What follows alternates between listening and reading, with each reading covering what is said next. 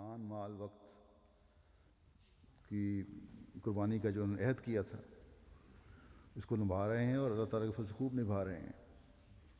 اسی طرح پاکستان کی دوسری جماعتیں بھی، لیکن ان کے ساتھ عملی طور پر بہت بڑا حادثہ ہوا ہے، اس لیے یہاں تو خاص طور پر ذکر کیا جاتا ہے.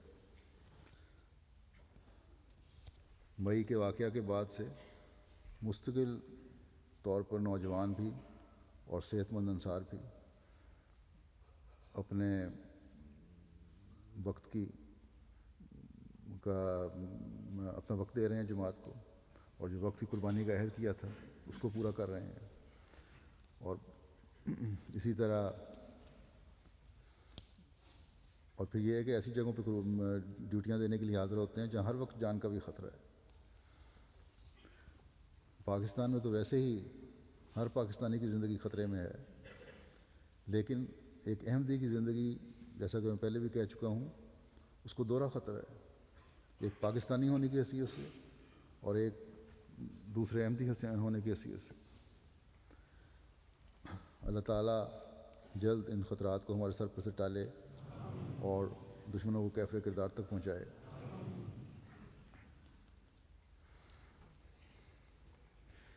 تحریک جدید کے بارے میں وکالت مال کا یہ تاثر ہے. بعض ممالک کے بارے میں بتاتا ہوں میں کہ وہ بھرپور کوشش نہیں کرتے، خاص طور پر وہ جن کے ہاں دوسرے جماعتی پروجیکٹس یا مساجد وغیرہ کے منصوبے شروع ہیں. وہ سمجھتے ہیں کہ ان کے اپنے منصوبے جو ہیں مساجد وغیرہ کے، وہ یہ اگر انہوں نے تحریک جدید کی طرف زور دیا یا دوسری مرکزی تحریکات کی طرف زور دیا تو یہ منصوبے متاثر ہوں گے. میں تو سمجھتا ہوں یہ جو انتظامیہ ہے ان ملکوں کی، وہ افراد جماعت پر بھی بدزنی کر رہی ہے، اور سب سے بڑھ کر یہ کہ خدا تعالیٰ پر بدزنی کر رہے ہیں.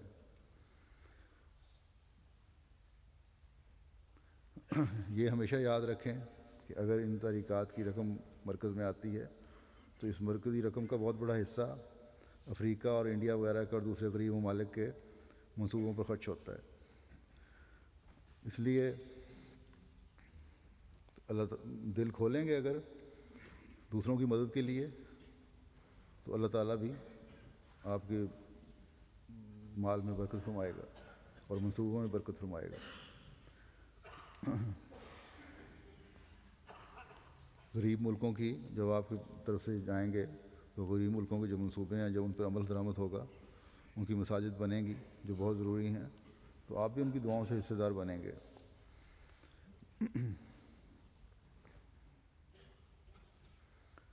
اگر تو خدا تعالیٰ کی خاطری قربانی کر رہے ہیں، اور ایک احمدی اللہ تعالیٰ کے فضل سے اللہ تعالیٰ کی خاطری قربانی کرتا ہے. اگر کہیں کمی ہوتی ہے، کمزوری ہوتی ہے، تو عہدے داران کی طرف سے ہوتی ہے. وہ میں اگر بدزنی نہیں تو کم از کم انڈر ایسٹیمیٹ کر رہے ہوتے ہیں ایک احمدی کو. اگر آپ توکل میں بڑھیں گے تو اللہ تعالیٰ انشاءاللہ تعالیٰ برکت ڈالے گا. یہ ضروریات جو ہیں یہ تو اللہ تعالیٰ کے فضل سے پوری ہو رہی ہیں اور ہوتی رہیں گی. ہمیشہ اللہ تعالیٰ ان کو پورا فرماتا رہا ہے. لیکن اگر آپ لوگ حصے دار بن جائیں گے تو ان برکات میں حصے سے آپ کو ثواب مل جائے گا. ثواب کے آپ بھی حامل ہو جائیں گے اور برکات میں حصے دار بن جائیں گے.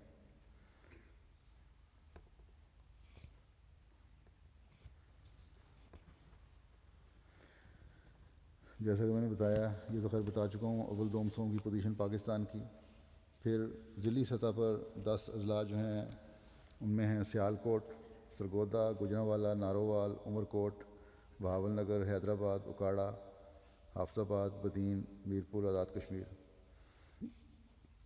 اور جماعتیں جو ہیں نمایاں کارکردگی والی وہ واہ کینٹ، کھوکھر غربی، حیات آباد، کنری، سانگڑ، موسے والا، لودھنا، میاں والی، بھکر اور گجر خان.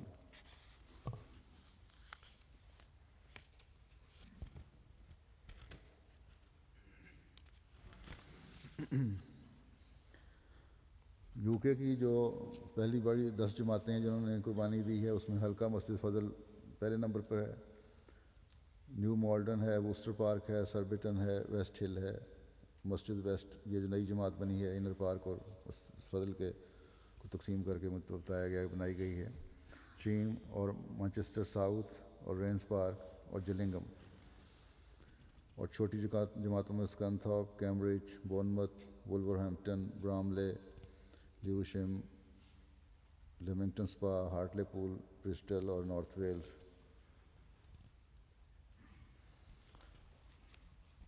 اس کے علاوہ مجموعی وصولی کے لحاظ سے 3 ریجنز ہیں، London, north east midland اور ساؤتھ ریجن۔ 3 تو نہیں، یہ 4 بنتے ہیں۔ مجموعی وصولی کے لحاظ سے امریکہ کی پہلی 4 جماعتیں سلیکون ویلی، ان لینڈ ایمپائر، شکاگو، ڈیٹرائٹ اور لاس اینجلس ایسٹ۔ جرمنی میں جو غیر معمولی قربانی کرنے والی جماعتیں ہیں، لوکل امارات، ان میں ہیمبرگ، گراسگراؤ، مینز ویسبادن، ڈارمسٹڈ اور ڈائیبرگ۔ جماعتیں جو ہیں چھوٹی لوکل امارات ہیں، یہ جماعتیں ہیں میوز، آکسبرگ، ماربرگ اور مہدی آباد۔ کینیڈا کی قابل ذکر جماعتیں ہیں Peace Village East, Edmonton, Peace Village Centre, Peace Village West, Calgary North West اور پیس ولیج ساؤتھ، اکٹھے ہیں۔ انڈیا کی جو پہلی 10 پوزیشنوں والے صوبے ہیں وہ کیرالہ ہے، نمبر 2 آندھرا پردیش، نمبر 3 جموں و کشمیر، نمبر 4 تامل ناڈو، 5 کرناٹک، 6 بنگال، 7 اڑیسہ، 8 پنجاب، 9 UP، 10 لکشدویپ اگر نام۔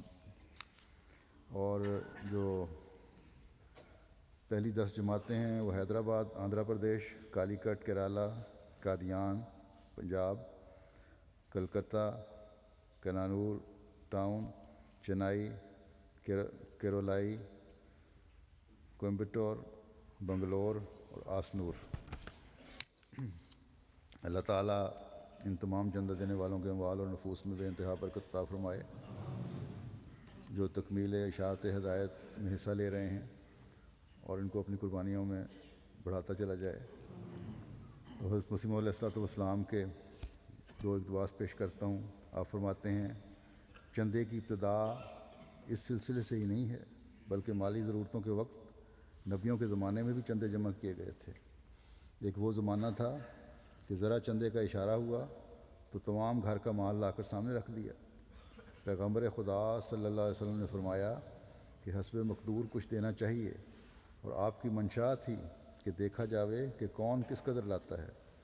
ابو بکر نے سارا مال لا کر سامنے رکھ دیا اور حضرت عمر نے نصف مال۔ آپ نے فرمایا کہ یہی فرق تمہارے مدارج میں ہے۔ فرماتے ہیں کہ صحابہ کرام کو پہلے ہی سکھایا گیا تھا، لن تنالوا البر حتی تنفقوا مما تحبون۔ اس میں چندہ دینے اور مال صرف کرنے کی تاکید اور اشارہ ہے۔ یہ معاہدہ اللہ تعالیٰ کے ساتھ معاہدہ ہوتا ہے، اس کو نبھانا چاہیے، اس کے برخلاف کرنے میں خیانت ہوا کرتی ہے۔ فرمایا ایک آدمی سے کچھ نہیں ہوتا، جمہوری امداد میں برکت ہوا کرتی ہے۔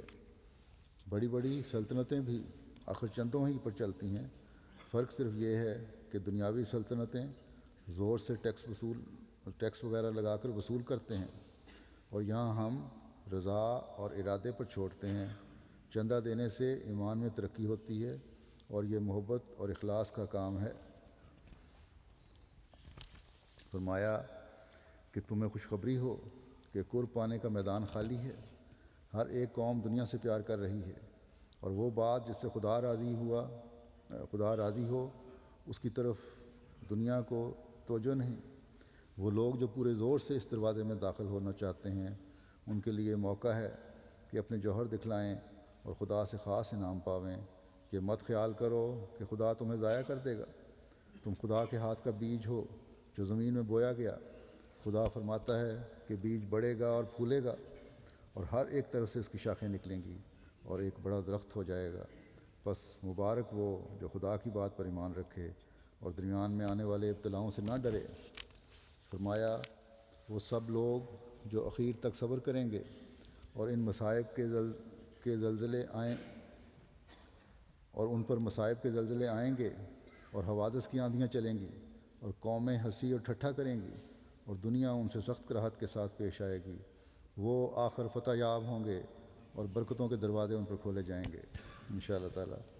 اللہ تعالی ہمیں حضرت مسیح موعود علیہ السلام کی توقعات کے مطابق عمل کرنے کی توفیق عطا فرمائے، اور جو فتوحات اس نے مقدر کی ہیں ان کو بھی ہم دیکھنے والے ہوں۔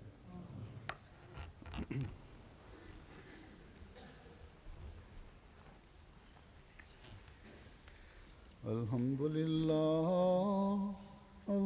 للہ نحمده ونستعینه ونستغفره ونؤمن به ونتوکل علیہ ونعوذ باللہ من شرور انفسنا ومن سیئات اعمالنا،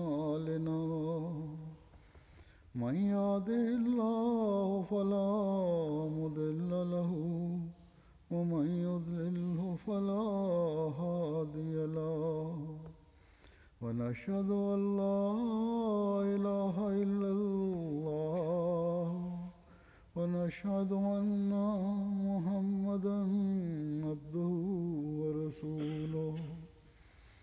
عباد الله رحمكم الله، إن الله يأمر بالعدل والإحسان وإيتاء ذي القربى وينهى عن الفحشاء والمنكر والبغي يعظكم لعلكم تذكرون۔ اذكروا الله يذكركم وادعوه يستجب لكم ولذكر اللہ اکبر۔ کیونکہ وقت بدل گیا ہے، عصر کا پہلا وقت بھی شروع ہو جائے گا، اس لیے نماز عصر کی جمع ہی ہوگی ساتھ۔